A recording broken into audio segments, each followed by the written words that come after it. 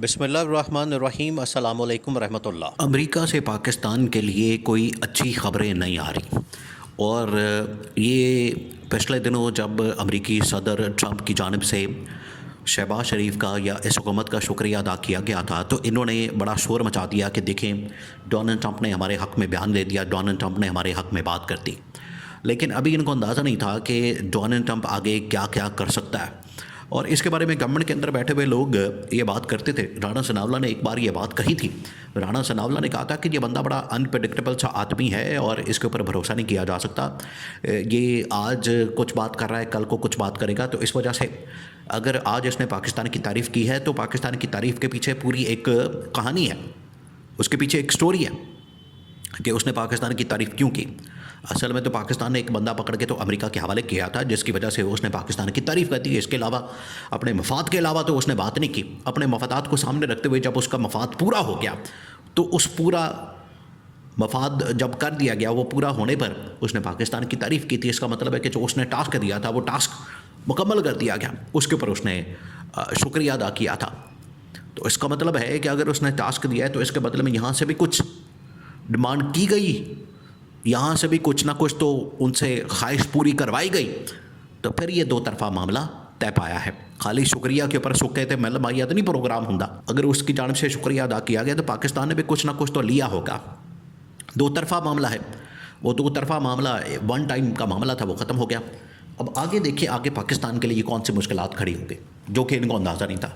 ये समझ रहे थे कि अब डोनाल्ड ट्रंप ने हमारा शुक्रिया अदा कर दिया और डोनाल्ड ट्रंप जो है इनके घर का जिस तरह से रायमंड महल का कोई ग़ुलाम बन गया, इनका नौकर बन गया और पंजाब पुलिस का कोई SHO लग गया, वो IG पंजाब बन गया और हमारे नीचे काम करेगा। हम उसको हुक्म देंगे कि डोनाल्ड ट्रंप ऐसा कर दो, वो वैसा कर देगा। इस तरह से तो नहीं हो सकता था। फिर ट्रंप ने अपना असल चेहरा दिखाया और पाकिस्तान के ऊपर पाबंदियाँ लगाना शुरू कर दी।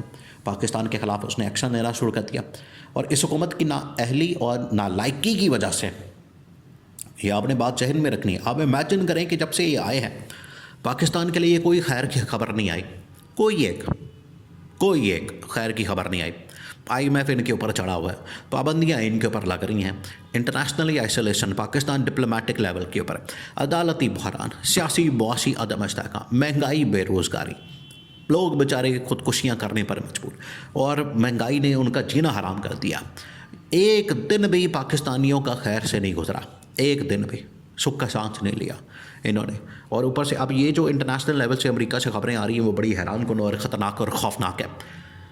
और अमेरिका ने अब अपना सफ़ीर जो है यहाँ पर एक्टिव कर दिया, उसको टास्क और जिम्मेदारियाँ दे दी हैं। जिस तरह से अफ़गानिस्तान के अंदर उन्होंने अपना बंदा भेजा, नुमाइंदा भेजा और वहाँ पर उन्होंने सारे मामलात को डील किया, हैंडल किया, देखा, बिल्कुल उसी तरीके से उन्होंने पाकिस्तान के अंदर भी अपना सफ़ीर मैदान में उतार दिया कि जाएं, मुलाकातें करें और चेक करें कि वहाँ पर चल क्या रहा है, पल्स क्या है, रिपोर्ट्स सबमिट करवाएं और असल मामला सामने लेकर आएँ। तो वो उसके ऊपर काम कर रहे हैं, बात कर रहे हैं। अब हुआ ये है कि पहले स्टेज के ऊपर इनके ऊपर पाबंदियाँ लगी पाकिस्तान के ऊपर। तकरीबन को 19 कंपनियाँ ऐसी हैं जो कि न्यूक्लियर प्रोग्राम को डायरेक्ट डील करती हैं, उनके ऊपर पाबंदियाँ लगी। नेक्स्ट फेज़ जो है, अगला फेज़, इसमें पाकिस्तान के ऊपर पाबंदियाँ लगनी है, वो पाकिस्तान की इस्टेब्लिशमेंट है और उसके सरबराह आर्मी चीफ जनरल आसिफ, तो उनके ऊपर पाबंदियाँ लगनी। इसी वजह से देखें, ये पाबंदियों को रोकने के लिए, इनकी रोकथाम के लिए और इनको रोकने के लिए यहाँ से सफारत खाने को मैसेज पहुँचाया गया। तो सफारत खाना मुतहरिक हुआ, सफ़ीर ने अमेरिका के साथ कम्युनिकेशन की और अमेरिका ने सफ़ीर को मैदान में उतार दिया और उसको टास्क दिया, उसको जिम्मेदारी दी कि ये चीज़ें हैं, ये आप पाकिस्तानी रियासत से, हुकूमत से, इस्टेब्लिशमेंट से पूरी करवा दें, हम पाबंदियाँ वापस ले लेंगे।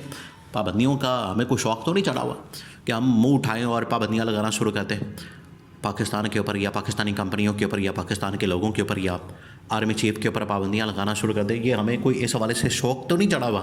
हम तो सिर्फ इसलिए पाबंदियाँ लगाते हैं क्योंकि जब इंटरनेशनल रिक्वायरमेंट्स हैं, जो स्टैंडर्ड्स हैं, उनको पूरा नहीं किया जाता, उनको मीट नहीं किया जाता, तो उसके बाद पाबंदियाँ तो फिर ज़ाहिरी बात है, फिर उसके बाद आनी ही आनी है।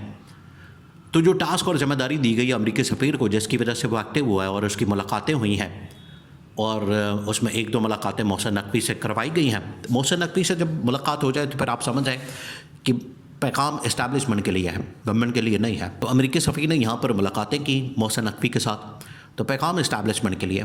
अब ये जो मुलाकात हुई, इसका एजेंडा, इसके अंदर बैकग्राउंड बातें, डिस्कशन वो सबसे अहम है, इंतहाई अहम है। बात यह है कि इनको पता है कि मोहसिन नकवी अमेरिका के अंदर गया था।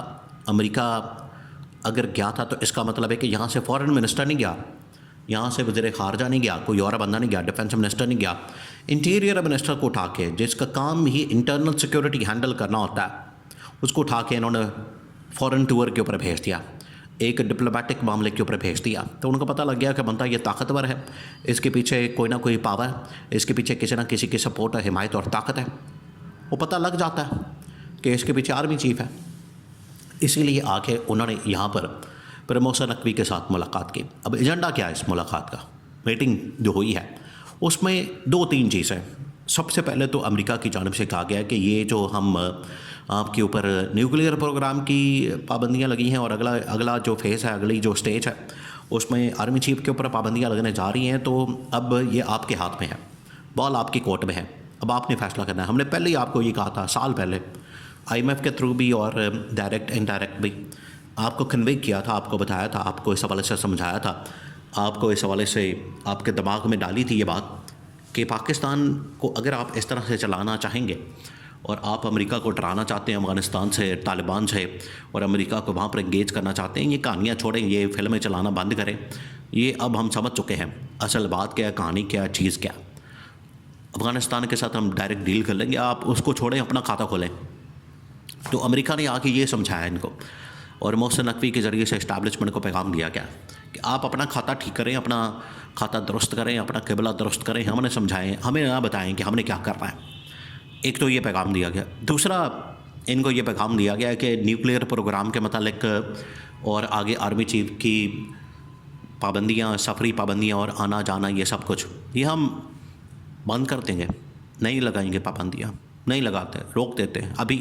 अभी ये सारा कुछ रुक जाएगा, इसी वक्त बटन दबाएंगे और इसी वक्त ही सब कुछ रुक जाएगा। लेकिन आपको कुछ करना पड़ेगा उसके लिए। 2-3 चीज़ें। पहली बात यह कि पाकिस्तान के अंदर ये जो आपने तहरीक इंसाफ के ख़िलाफ़, PTI के ख़िलाफ़ एक मुनाब महाज को लावा, एक उनको जो है एक चंगेज़ खान बन के आप डील कर रहे हैं, और याजूज माजूज बन के आप उनके ऊपर टूट पड़े हैं, ये सारा कुछ बंद करें। ये तमाशा जितना जल्दी बंद होगा उतना बेहतर है। आप इस सिस्टम को, इस सर्कल को बंद करें, पॉलिटिकल विक्टिमाइजेशन, क्रैकडाउन, पकड़ दकड़ सब कुछ बंद करें। और आखिर में इमरान खान की रिहाई की डिमांड की गई कि इमरान खान को बाहर निकालें, छोड़ें। अवाम की तायद और सपोर्ट वाली गवर्नमेंट जो है जब बरसरे इक़्तिदार आएगी तो उसके साथ डील किया जाएगा। तब तक के लिए आपके पास मोहलत मौजूद है।